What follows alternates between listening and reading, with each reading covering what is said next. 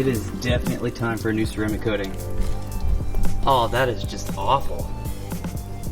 That's not cool at all. Nah, that ain't gonna cut it, man. Those are gonna leave some gnarly water spots. Hello everyone. Sorry for taking like another 8 or 9 days off. I had absolutely no energy last week and I don't know why. Maybe I need to see a doctor. A couple fun things on the agenda for today. I am going to be unboxing the Varus parts. Right there in that box is the rear diffuser, and then somewhere over here, okay, those are the side skirts. Super excited to get those parts on the car. We're gonna see what they look like. Hopefully nothing's damaged. I haven't even looked at it yet. I just gave the Type R its first wash in over 2 months. And I don't know what happened, man. I think the ceramic coating just ran its course, because this has insane water spots. And obviously, like always, I use my leaf blower to blow dry the car. Dude, these water spots are insane. I mean, it's everywhere too. Some parts of the car are in better condition than others, like this. The rear doors, for some reason, are in super good shape. They look gorgeous. This right here, this whole part of the car, it's basically the whole entire front half of the car is just atrocious. So I am gonna have to find a really good ceramic coating and just redo it. Assuming that I still have just a little bit of ceramic coating on the car, I went ahead and ordered this Car Pro Reload. And this is a spray sealant, so it's supposed to go on top of existing ceramic coatings. Durable up to 3 months. Now, we'll find out. I'm gonna try this out. I highly doubt this is actually gonna take off the water spots, but I'll give it a shot. So, kind of close, huh, boys? Yeah. I don't know how I feel about that. Anyway, I'm gonna get the Varus parts. Let's open them up and hope everything's okay. Some pretty exciting stuff in the works right now. I will be going up against a tuned 2022 Civic Si with the BRZ. I'm texting the guy right now. That will be very interesting. He's in Orlando, and he went down to Tampa to see John Vega to get a tune on 93 octane. So he's making 235 wheel horsepower. He'll probably take me, but he does weigh 150 pounds more, so I don't know. That'll be a really good race. And then for the Type R, I had someone message me yesterday. They have a turbocharged 8th gen Civic Si making 350 wheel horsepower. That'll be a pretty good race for the Type R. I think that 8th gen might win as well, but we'll find out. Okay, so right off the bat, there's a lot of hardware involved with this. This is for the rear diffuser, and I got the full carbon. I'll end up saying this again in the video where I actually get the stuff installed, but I went through MA Performance to buy these Varus parts. Just because MA Performance doesn't have something listed on their website doesn't mean that you can't just like email or call up one of their sales reps and have them order it for you. So that's exactly what I did. Shout out to Kevin Boselager. That's pretty cool. So it's not going to sit like this, it's going to sit like that. I'll show you a picture on screen right now of what it's going to look like on the car. This is beautiful, man. It doesn't even weigh that much. Maybe, I don't know, a couple pounds? With these side skirts, there are actually 2 different parts to each side. So there should be 4 components total in this packaging. This is the part, so you can see how this is like white or whatever. This is the part that I'm gonna have to get paint matched. I'll show you on screen again what the side skirts are supposed to look like. After I'm done with this, I am gonna drive around, give you guys my thoughts on the GR Corolla. Alright, you know what? I don't even want to unbox all this shit. Once I find a shop, like a really good body shop to do all this work, I'll let them unpackage everything. I don't want to do that. Because I have the ability to mess up the most simple thing.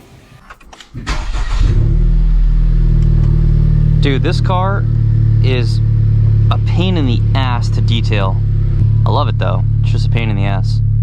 I actually did the right side of the windshield. Dude, I actually think I need to get a specific product just to take care of the water spots. Oh my god. Yeah, I did the hood and it feels nice. It's nice and smooth.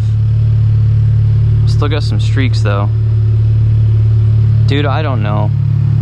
I wish Eddie was here so Eddie could come over and whip this thing into shape. Those water spots are ridiculous.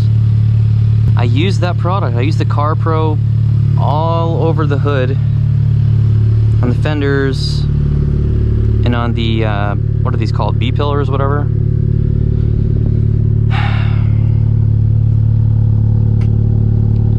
I don't know, dude. But hey, look at this. My wheels are actually silver again. So please give me some recommendations for shops. I already put out something on my Instagram asking for recommendations. And I looked at the reviews of some of those places you guys recommended. Some of them on Google had like 2.5 or 3 stars. I am not trying to bring a $40,000 car to a place that has like a 3-star rating. Here we go, boys. I've been trying out this roundabout with the BRZ, and now it's time to see how the Type R does. See if it can handle it at 30 miles an hour.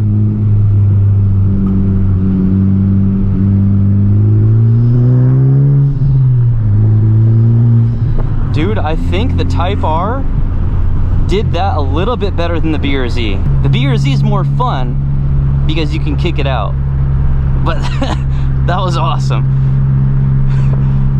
Dude, I sound like a broken record, but I need to take this thing on the track. Oh my goodness. I think my rear end just kicked out a little bit. Speaking of rear ends kicking out, I'm sure you guys have seen the reveal of the GR Corolla. It looks pretty cool. I mean, it has a 3-cylinder, 1.6 liter turbo. How much power can you really get out of one of those things? I really don't know how I feel about it. I mean, the looks alone, I think the front end of the car looks awesome. I love what Toyota has been doing with their front bumpers, with their front ends, the grills. Nice and big and open. Look really aggressive. So just the powertrain alone, I will give Toyota props for only offering that in a 6-speed manual. That is badass. Seriously, good for them. Do you really want to spend all that extra R&D to develop a stronger, 6-speed automatic transmission or 8-speed DCT or whatever the heck it is? In this day and age, I'd assume that from a business perspective, it's enough of a risk to put all the R&D into a project like that and hope that it sells. And it's not going to be a high volume car. I mean, it's probably going to sell 10% of the units that the regular Corolla sells, or like 5% of Camrys. I mean, they sell hundreds of thousands of those each year in the US. So the point I'm trying to make is, with a project like that, it does make sense that they wouldn't offer it in an automatic.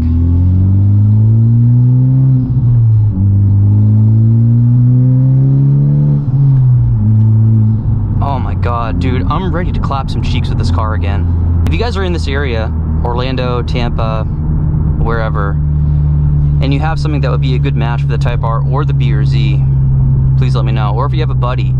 I do miss the curvy roads in California. I miss some things about California, but I really like it here. Back to the GR Corolla, the first thing that kind of rubs me the wrong way is the 1.6 liter 3-cylinder. That's probably really high strung right from the factory. Like, are you going to be able to get that to 400 wheel horsepower on pump gas? Definitely not. I mean, you can't even get this to 400 wheel horsepower on pump gas. You have to have a flex fuel tune. So with that thing, on like an E30 blend, are you even going to break 400 wheel? That just sounds so weird, like a 3-cylinder sports car? I don't know. And it weighs just under 3,200 pounds. So that's another cool thing about it. This weighs 3,151 pounds. So the GR Corolla is just it's probably the same weight. That part really impresses me, but it's definitely going to be a tiny car. So it's not gonna have as much room as this beast. The only other thing I don't like about the car is the rear end. I'm just not a fan of it. I don't like the taillights, and it's not just the taillights for me, it's how the rear fenders kind of flow into the rear bumper. Just not a fan. Like when you're looking at this thing from the side, the rear bumper really sticks out. I'm not sure why. Could be for like crash test ratings or that sort of thing.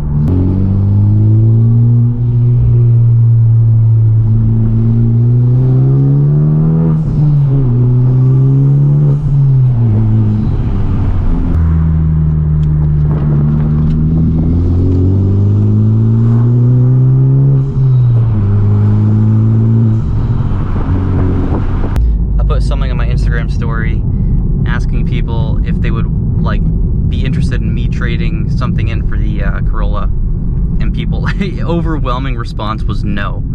Actually, I think only one person responded with yes, and that was Ben Lavrienne. So either he's trying to sabotage my channel, or I don't know. I'm just kidding, man. Anyway, that's all, folks.